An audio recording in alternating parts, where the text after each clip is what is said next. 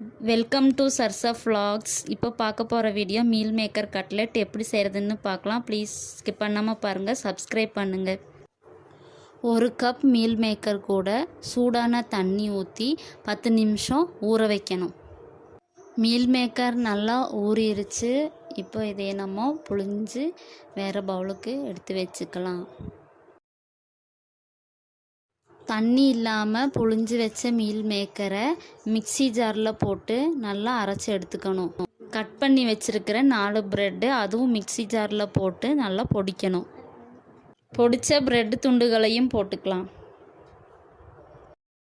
பொடியாக கட் பண்ணி வச்சுருக்கிற வெங்காயம், கருவேப்பிலை, மல்லி இலை, தேவையான அளவு உப்பு போடணும். மிளகாய்த்தூள் 1/4 டீஸ்பூன் போடணும். தனியாத்தூள் 1/4 டீஸ்பூன் போடணும்.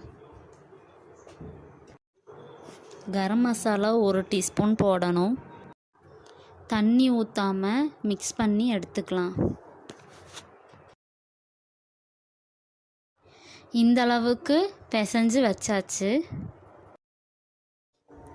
இப்போது இதை ஒன்றொன்னா உருண்டை பிடிச்சி எடுத்து வச்சுக்கலாம். நான் இந்த மாதிரி தான் செஞ்சேன். உங்களுக்கு என்ன ஷேப்பில் வேணுமோ அந்த மாதிரி நீங்கள் ட்ரை பண்ணிக்கிங்க. இப்போது எல்லாத்தையும் உருண்டை பிடிச்சி வைக்கலாம். இப்போது எல்லாமே தட்டி வச்சாச்சு. இப்போது சின்னதாக ஒரு பவுலில் மைதா 2 ஸ்பூன் போடணும். மைதாவில் 1/4 டீஸ்பூன் உப்பு போட்டு நல்லா மிக்ஸ் பண்ணி விடணும். கொஞ்சமாக தண்ணி ஊற்றி கட்டி இல்லாமல் மிக்ஸ் பண்ணி விடணும். கட்டி ஏதும் இல்லாமல் இந்த அளவுக்கு நல்லா மிக்ஸ் பண்ணியாச்சு. ப்ரெட்டு பொடியாக்குனது வச்சுருக்கேன். பேனில் ஆயில் ஊற்றி ஆயில் சூடாகட்டும். மைதாவில் மிக்ஸ் பண்ணிவிட்டு ப்ரெட்டு தூளில் நல்லா மிக்ஸ் பண்ணி எடுக்கணும். இதே மாதிரி எல்லாமே மிக்ஸ் பண்ணி எடுக்கணும். ஆயில் சூடாயிருச்சு. இப்போது நம்ம ஒன்றா எண்ணெயில் போட்டுக்கலாம்.